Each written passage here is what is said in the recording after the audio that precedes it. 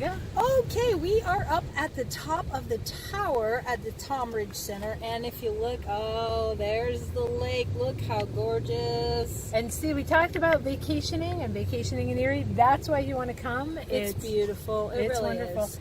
Weird hair sticking up here. Well, and it's windy again, of course. There's always, that's the nice thing, is the breeze coming in off the lake. It's always really nice up here. Okay, we're going to talk a little bit about fangirl moments. Our fangirl moments. Our fangirl moments, because the fun thing about being a writer is you get the opportunity to meet and run into other writers. So definitely. Tell us one of your fangirl All right, stories. so one of my favorite fangirl moments was I was sitting on a couch drinking coffee, and Susan Elizabeth Phillips came over and said, "Is this seat taken?" I don't care if it was Susan or my mother.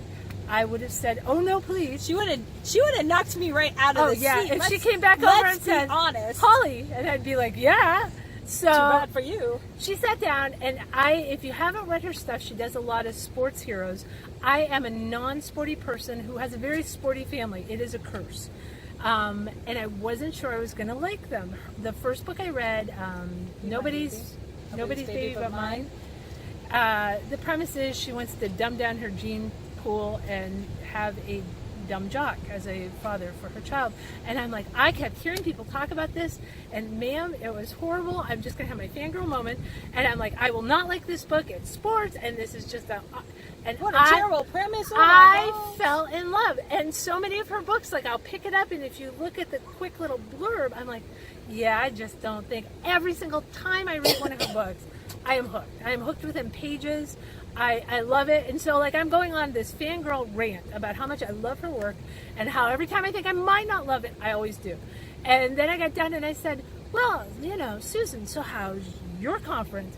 And she started to laugh and she's like, oh, it's fine. I said, yeah, then we talked, just like normal people. That's the one thing that always impresses me, that these big name authors, they are so down to earth. I find them to be so down to earth. I have shared a room with Mary Jo Putney, who I love her stuff, and she's awesome. So what you're saying is you slept with Mary Jo Putney? I did. You weren't around. I'm sorry. You lost your opportunity. I do have a T-shirt with people who have shared a room with me. I think that sounds a little blasé and boring. So I always say, well, this time I'm sleeping with Susan or Nancy. Give a shout out to Nancy Warren. I sleep with her a lot. And so Mary Jo Putney and Joe Beverly. And sweet. So sad. I loved Joe. Yeah. She was an amazing lady and an amazing writer, and again, just so down to earth. Like, I've had some fun, sort of spying on Nora Roberts. I've never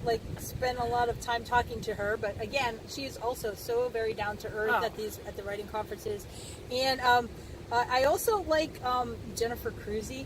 And I had the opportunity to hear her speak at one of the RWA conferences, and she was the one who did the whole thing about reviews and about, I want a 1 or a 5. Like, don't give me a 3. If you give me a 3, come back here, damn it, and give me a 1 or a 3. Either really love me or really hate me. Yeah, love me or hate me, but don't be meh about me. And so I've enjoyed her conference talks as well.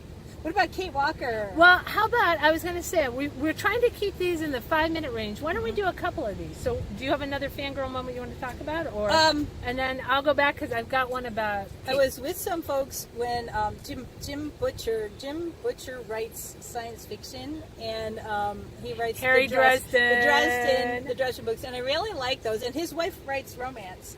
And so I was with some people who fangirled on him, and because I didn't know it was him either. And then they were like, "That's Jim Butcher." I'm like, "Oh, how cool!" All right, I think we can get a few episodes out of this because, believe it or not, we've had more than a couple fangirl moments. So tune in next time and see who else we were creeping on. We're not stalkers, really. We just love your books. It's all good. All right, see you next time.